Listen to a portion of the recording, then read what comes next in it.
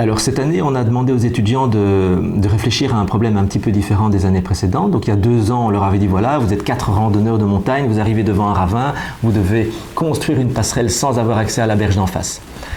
L'année passée, on leur a dit vous êtes dans un hôtel et vous devez construire des structures qui permettent aux clients de l'hôtel d'aller être suspendus dans un hamac pour 2 personnes le plus loin possible de la berge au-dessus de la mer. Cette année, on a demandé aux étudiants de se mettre dans la peau de maître nageur sauveteur et de concevoir une structure d'observation la plus haute possible.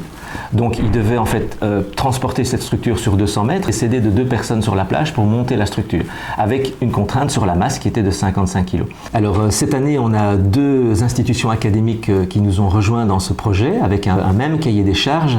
Il y a l'ECAM et puis aussi la faculté polytechnique de Mons. Cette idée de concours, lorsqu'on l'a mise au point avec Pierre, on avait derrière 2 objectifs. Le premier, c'était vraiment de créer un événement fédérateur pour tous les étudiants en construction en Belgique. Et le deuxième point aussi, c'est vraiment d'essayer de susciter une vocation ou un engouement auprès des plus jeunes pour les inciter à s'orienter vers notre métier. On s'est regroupés pour un événement commun à Bruxelles, tous ensemble. Nous sommes ici à Bruxelles pour participer à l'invitation de l'UCL et de l'ECAM d'un concours.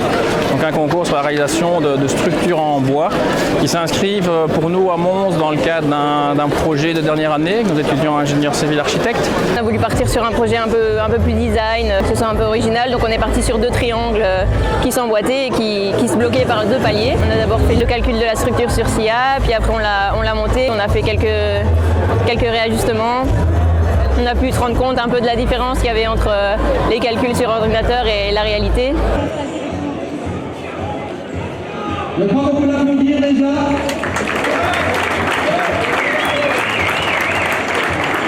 Donc les grandes étapes du projet, tout d'abord on a commencé par des calculs de structure et d'assemblage. Donc à partir de ce moment-là, on a pu commencer à vraiment tous partir dans des sens complètement différents. La première étape, c'est vraiment une idée de brainstorming entre nous.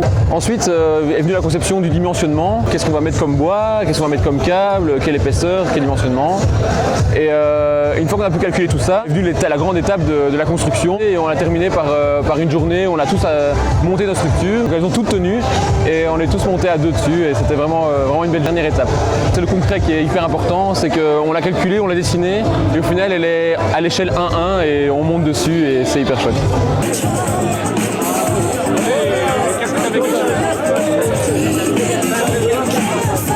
Réussi à monter, un tonnerre d'applaudissements.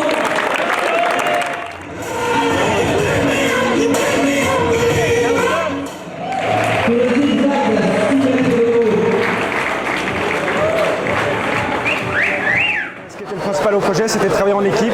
C'est une chose qu'on n'a encore jamais fait à l'ECAM. C'est vraiment travailler en groupe.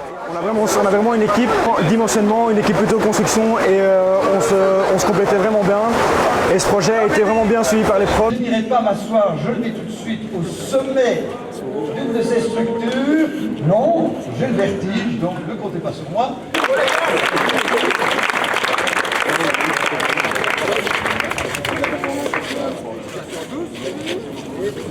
On est content d'avoir fait ce projet. Nouvelle expérience et j'espère pouvoir le refaire l'an prochain.